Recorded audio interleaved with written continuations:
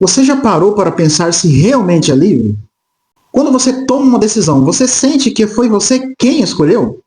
Você escolhe o que comer, você escolhe o que conversar, você escolhe quem amar, você escolhe o que assistir. Escolhe se vai ou não à igreja. Mas existe uma pergunta muito mais profunda. Será que nós escolhemos livremente? Ou existem coisas dentro de nós que já estão influenciando nossas escolhas antes mesmo de percebermos?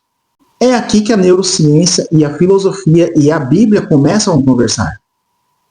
Porque talvez o problema não seja simplesmente perguntar: será que eu tenho livre-arbítrio? Talvez a pergunta seja: de onde vêm os desejos que me fazem escolher?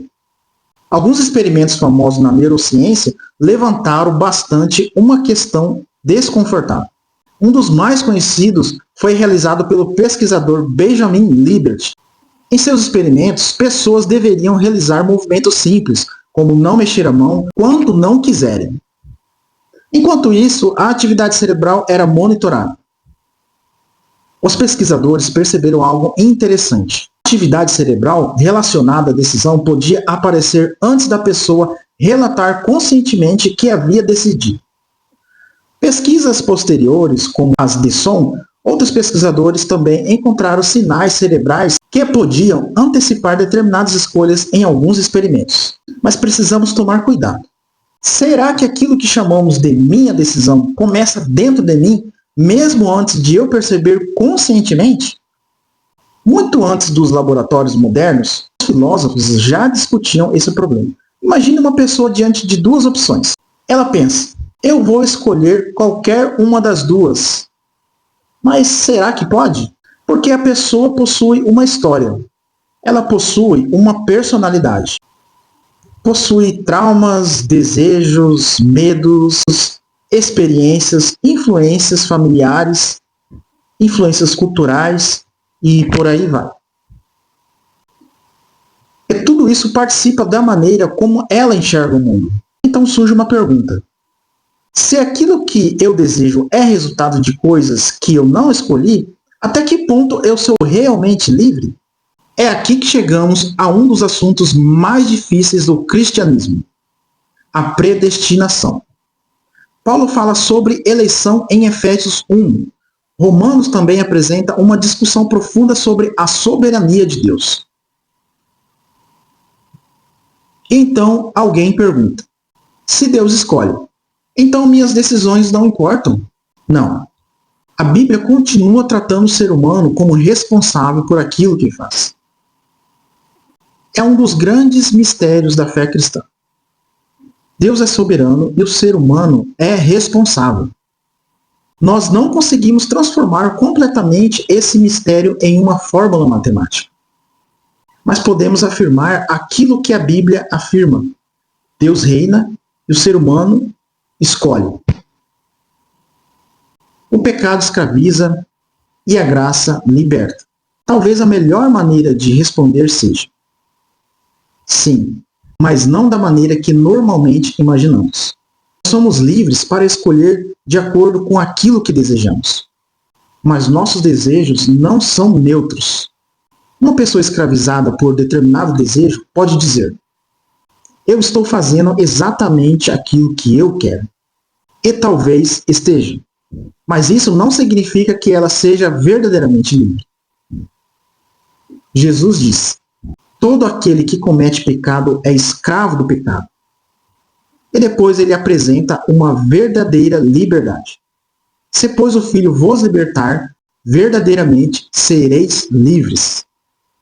Perceba a profundidade disso. Jesus não apresenta uma liberdade simplesmente como faça o que quiser.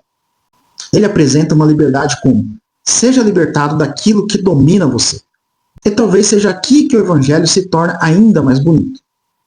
Porque se o problema estivesse apenas na nossa capacidade de escolher corretamente, talvez bastasse receber bons conselhos. Mas o Evangelho diz que precisamos de algo maior. Precisamos da graça. Precisamos de uma transformação no coração. E não é simplesmente: esforce-se mais. A resposta é: Deus pode transformar aquilo que você deseja. A cruz não é apenas Deus perdoando uma lista de erros. É Deus entrando na história humana para salvar pessoas que por si mesmas não conseguiriam chegar até Ele. Então talvez a pergunta mais importante não seja: eu tenho livre-arbítrio? Talvez seja essa pergunta: quem governa os desejos que governam as minhas escolhas? Porque você pode ter a liberdade para escolher, e ainda assim ser escravo dos seus desejos. Pode escolher dinheiro, pode escolher prazer, pode escolher reconhecimento, pode escolher vingança, pode escolher orgulho, pode escolher viver sem Deus. Mas também existe outra possibilidade.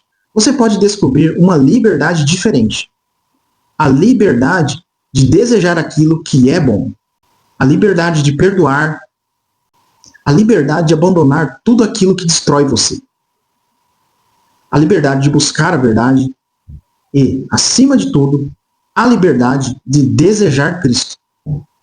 Talvez a verdadeira liberdade não seja simplesmente o poder de escolher qualquer coisa. Talvez a verdadeira liberdade seja finalmente poder desejar aquilo para o qual fomos criados.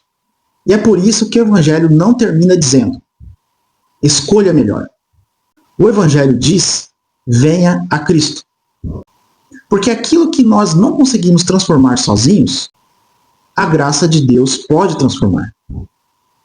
Se esse assunto fez você pensar, não precisa simplesmente concordar comigo.